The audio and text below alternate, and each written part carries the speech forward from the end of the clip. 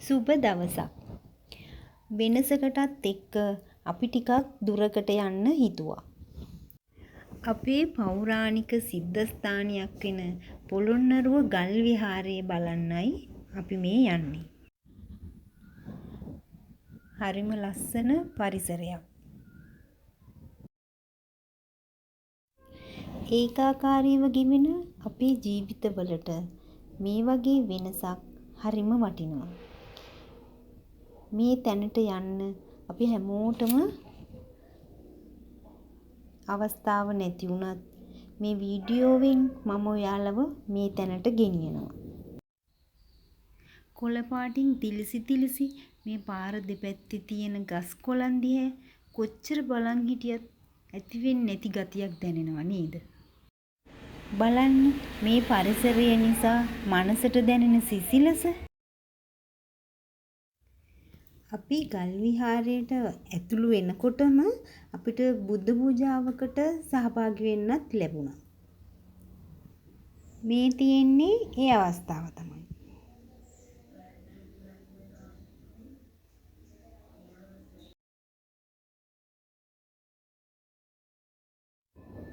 මේ තියෙන්නේ ගල් විහාරේ වැඩ ඉන්න පිළිම වහන්සේලා.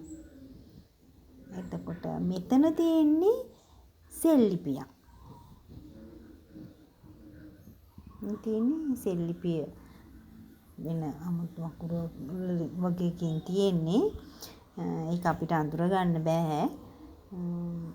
ලොකු සෙල්ලිපියක්. ඓතිහාසික වටිනාකමක් තියෙන මේ පූජා භූමිය නරඹන්න සෑහෙන්න පිරිසක් එනවා. මේ පරිසරය හරිම සාන්තයි වුණාට බලන්න මේ පිළිම තනිකර ගල් වලින් නිම කරලා තියෙනවා. අපේ අතීතයේ හිටිය කලාකරුවන් පිළිබඳ පුදුමාකාර හැඟීමක් හිතට දැනෙනවා නේද?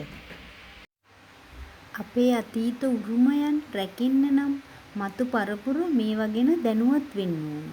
මේවා ගැන හොයන්න උනන්දුවක් ඇති වෙන්න ඕන. මේවා තියෙන වටිනාකම ඒගොල්ලන්ට දැනෙන්න ඕන.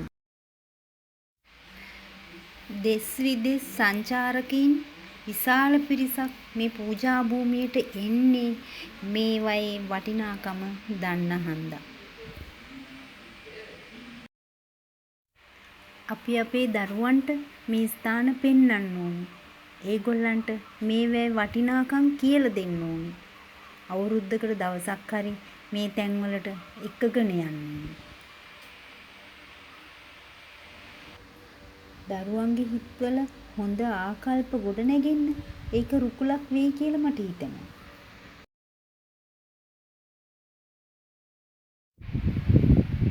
ගල් තලාව උඩ ඇත්තු දෙන්නෙක් ඉන්නවා වගේ තමයි මේ ගල් කුළුණු දෙක පේන්නේ. පරිසරය අමුතුම ලස්සනක් තියෙනවා. පෙන්වන්න ගොඩාක් දේවල් ගොඩාක් තැන් තියෙනවා. ඒත් කාලෙ මදි. අපි එහෙනම් ආයි දවසක හම්බ වෙමු. එහෙනම් ඔයාලට සුබ දවසක්.